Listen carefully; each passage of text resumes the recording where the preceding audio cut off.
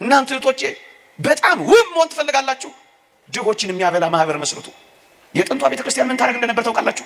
በሳምንት ማለዳ እሁድ ማለት ነው፣ በሰንበት ቅዳሴ ያስቀድሱና ለድሆች ገንዘብ ስብሰባ ይደረግ ነበረ።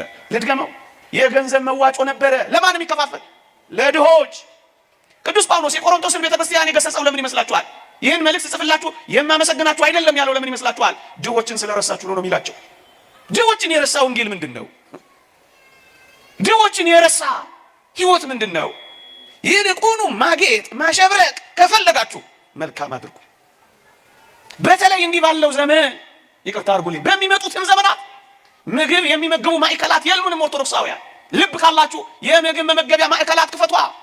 በጣም ብዙ አይደለም፣ 10 ሰው ከራብ ከታደጋችሁ አይበቃ። አንድ ሰው አንድ ጓደኛ የሚራብ ጓደኛ ካፈራ በቂ ነው። መልካም በማድረግ እንጂ በእንቁ በወርቅ ብታጌጥ ጥቅም ምንድን ነው የሚለው?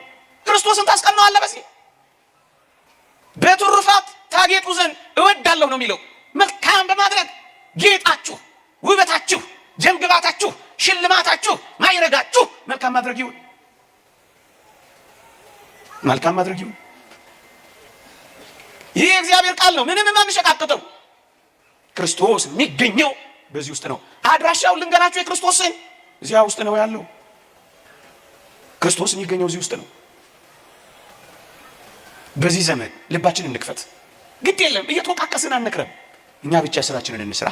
እያንኳኳን በር የተዘጋባቸውን በራቸውን እናናፍስና እናጉርሳቸው፣ እናልብሳ። ካለ በቃ ማካፈል፣ ወንጌል ማካፈልን አትርሱ ብቻ ነው የምትለው ወገኖቼ።